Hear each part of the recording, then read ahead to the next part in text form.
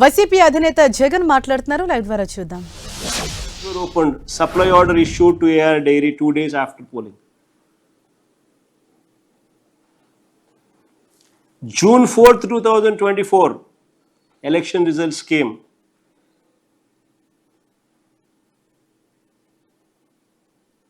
Government announced. Chandrababu Naidu took over. June 12th, AR Dairy first started supplying ghee.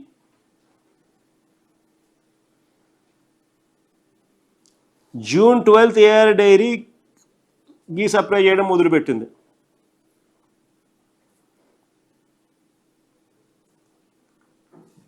AR Dairy supply చేసిన June 12th, June 20th, June 25th, July 4th 4 ట్యాంకర్లు pass the test.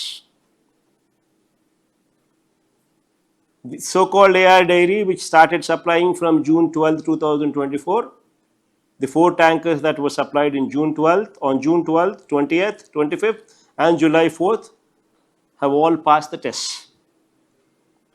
Subsequently, on July 6th and July 12th, July 6th, July 12th, 2024, ఇంకొక 4 tankers sent by AR Dairy failed the test. ఇంకొక 4 tankers sent by AR Dairy failed the test. Test fail అయింది. July 23, 2024 NDDB report వచ్చింది. July 25, 2024 ఈ 4 ట్యాంకర్లు which failed the test అవి వెనక్కి పంపించినారు, were sent back. July 27, 2024 are rejected 4 tankers parked near a stone crusher in Srikalahasti. The rejected 4 tankers were parked near a stone crusher in Srikalahasti secretly. August and September 2024 Chandrababu Naidu గారు ముఖ్యమంత్రిగా ఉండగానే ఇవన్నీ జరుగుతూ ఉన్నాయి. August and September 2024 secretly resupply of the rejected 4 tankers back into the TTD at 4 AM in the morning. ఇదే reject అయిన ఈ ట్యాంకర్లు ఆగస్ట్ సెప్టెంబర్లో మళ్ళీ టీటీడీలోకి తిరిగి వచ్చినాయి. తెల్లవారుజామున 4 గంటలకు ఆగస్టు సెప్టెంబర్లో. సెప్టెంబర్ 18న దీనికి టీటీడీ అబ్జెక్షన్ కూడా చెప్పలా, తీసుకుంది. సెప్టెంబర్ 18న చంద్రబాబు నాయుడు గారు అలిగేషన్స్ చేస్తారు. Animal fat, beef, పోర్కు, fish oil అన్నీ ఉన్నాయని.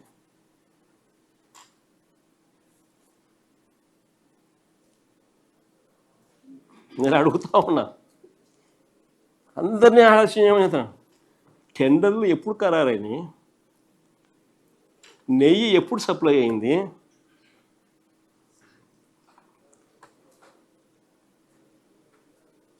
శాంపుల్ ఎప్పుడు రిజెక్ట్ అయినాయి,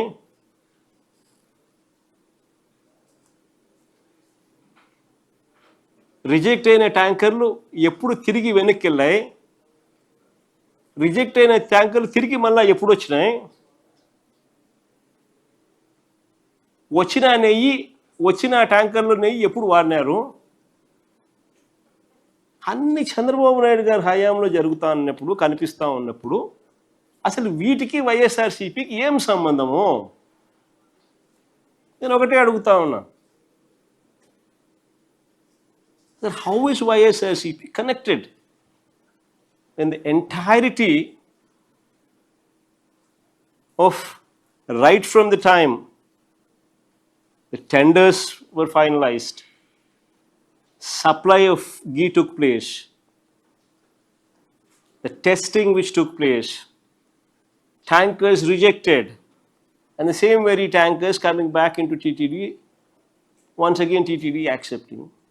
When did all these things take place? How is YSRCP connected?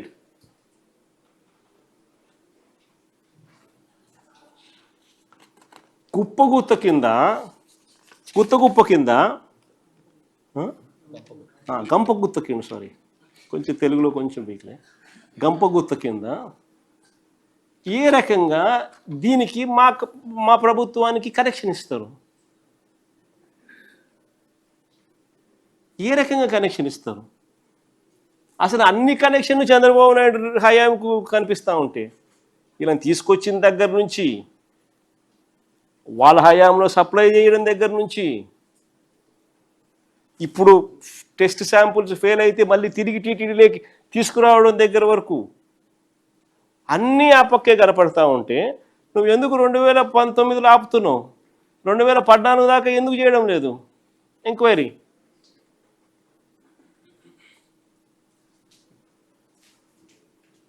అసలు వైఎస్ఆర్సీపీ ప్రభుత్వానికి ఏ రకంగా సంబంధం ఇది? టీటీడీలో రోబస్ట్ ప్రొసీజర్ ఉంది. వచ్చే ప్రతి ట్యాంకర్ కూడా అక్రెడిటెడ్ ల్యాబ్ రిపోర్ట్ తీసుకొని రావాలి. ల్యాబ్ రిపోర్ట్ అక్రెడిటెడ్ ల్యాబ్ నుంచి రిపోర్ట్ తీసుకొని వస్తేనే ట్యాంకర్ రాణిస్తారు.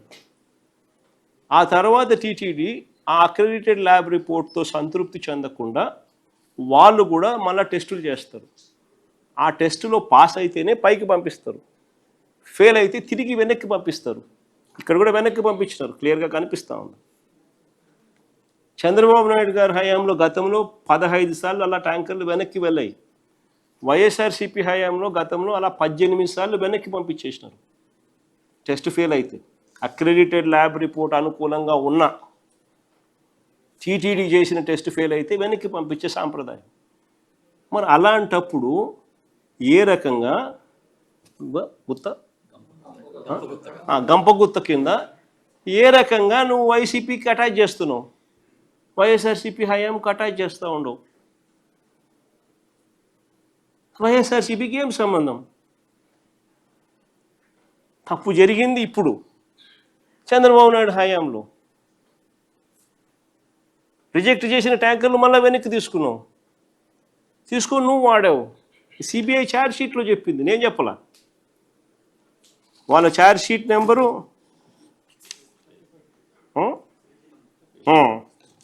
చెప్తా, ఛార్జ్ షీట్ నెంబర్ కూడా చెప్తా.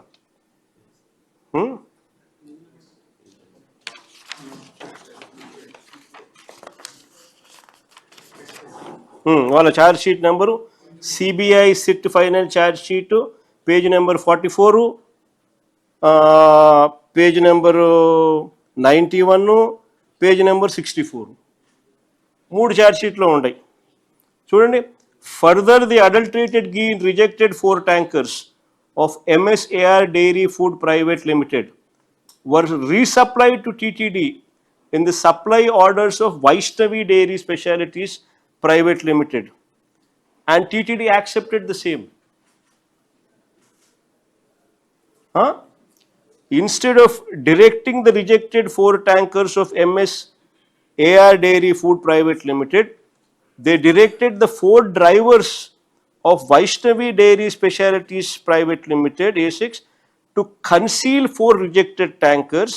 Accordingly, the drivers secretly took possession of the 4 rejected ghee tankers and diverted them to a concealed location near Sri Raghavendra Crusher, approximately 2 kilometers away from Sri Vaishnavi Dairy Specialities Private Limited on 27/7/2024 at 4 a.m. The rejected ghee of MSAR Dairy Food Private Limited resupplied to TTD during August 2024 and September 2024. CBI charge sheet స్వామి ఇది. సరే, AR dairy గురించి మాట్లాడతాం. దాంట్లో ఇంకో దాంట్లో ఈ next దాంట్లో ఆరోపణ ఎదుర్కొంటున్న premier dairy time line. CBI SIT charge షీట్లో ఆరోపణలు ఎదుర్కొంటున్న ప్రీమియర్ అగ్రి ఫుడ్స్ 2013 నుంచి 2014-19 మధ్య చంద్రబాబు హయాంలో వరుసగా టెండర్ దక్కించుకుంటూ నెయ్యి సప్లై చేసింది.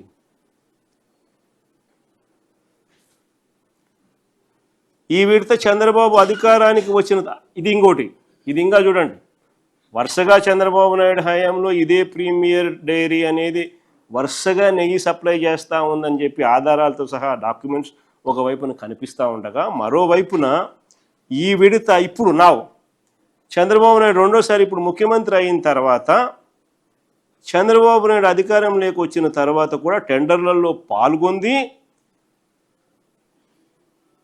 ఇక బోలే బాబా, ఇందాపూర్ హెరిటేజ్లకు చంద్రబాబు హయాంలో కనెక్షన్స్ ఇదివరకు ఎలాగూ చూపించిన, అందరికీ చూపించిన.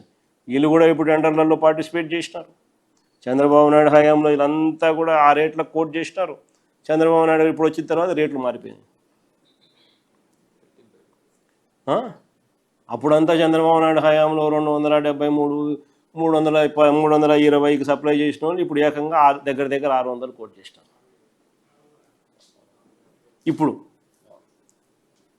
ప్లస్ ఇంతకుముందు నేను చెప్పిన కనెక్షన్, బోలేబాబాకు ఉన్న కనెక్షను, ఇందాపూర్కున్న కనెక్షను, ఇందాపూర్ ఇంతకుముందు ఏ రేట్లు కోట్ చేసినారు, ఇంతకుముందు చంద్రబాబు నాయుడు టైంలో ఎప్పుడు సప్లై చేసినారు, ఇప్పుడు 658కి మళ్ళీ టెండర్లు ఎట్లా దక్కించుకుంటున్నారు.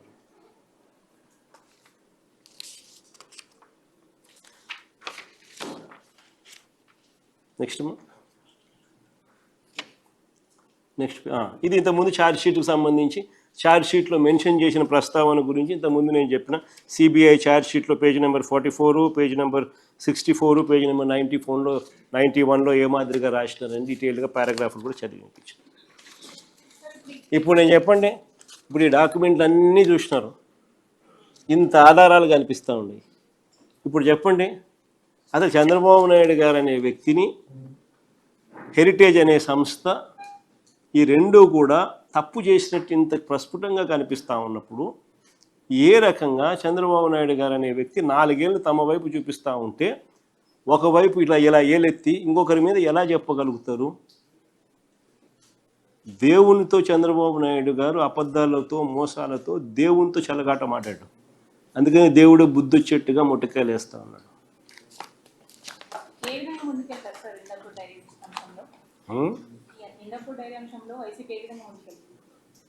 మనం ముందుకు పోయేది ఏముంది, మనం అన్ని ఆధారాలతో చూపించినాము. వాటికి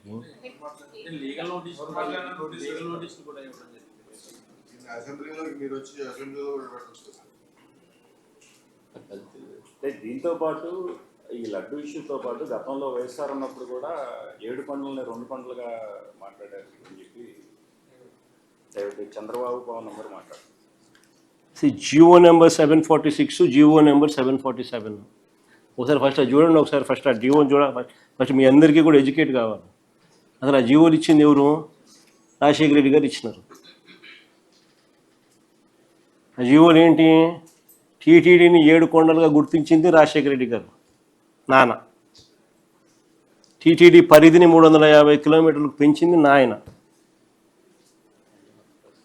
అన్యమత ప్రార్థనలు టీటీడీలోనూ మిగిలిన ఒక 19 గుడుల దగ్గర జరగకుండా కట్టడి చేస్తూ జీవోలు ఇచ్చింది కూడా నాయనే, వైఎస్ఆర్ఏ. చంద్రబాబు నాయుడు గారు అప్పట్లో బీజేపీతో లేడు, ముస్లిం ఓట్స్తో పనిపడింది, క్రిస్టియన్ ఓట్స్తో పనిపడింది. అప్పుడు ఇదే చంద్రబాబు నాయుడు గారు ఏమన్నా 2009లో 746 జివో 747 జివో వైఎస్ఆర్ గారు ఇచ్చినారు,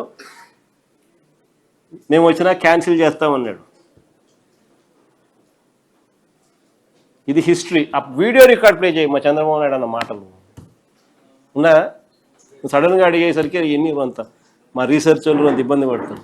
వీడియో క్లిప్పింగ్ పంపిస్తాను నేను చంద్రబాబు నాయుడు అన్న మాటలు, 2009లో చంద్రబాబు నాయుడు అన్న మాటలు. జివో నెంబర్ 746, జివో నెంబర్ 747 మీ అందరికీ తెలుసుకోవాలి. ఏ రకంగా చంద్రబాబు నాయుడు గారు ఏ పార్టీతో ఒక పార్టీతో ఉంటే ఆ పార్టీ పాట పాడతాడు.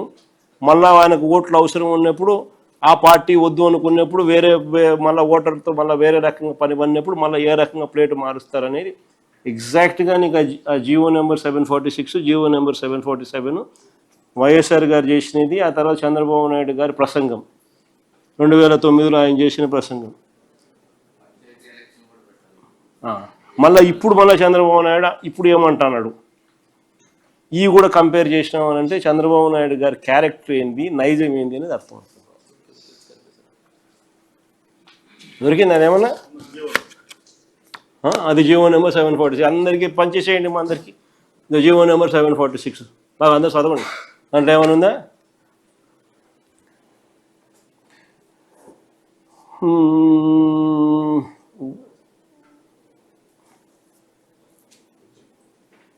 సారాంశం లేదు బా.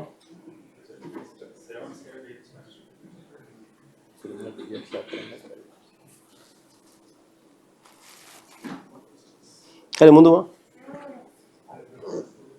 పైకి బామ్మా.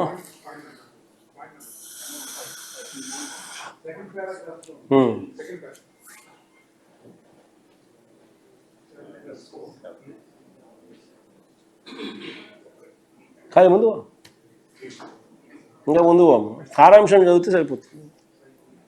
జియోలు ఎప్పుడు కూడా ప్రిల్యూడ్ అంతా రాసి ఉంటారు, సారాంశం చదువుతారు.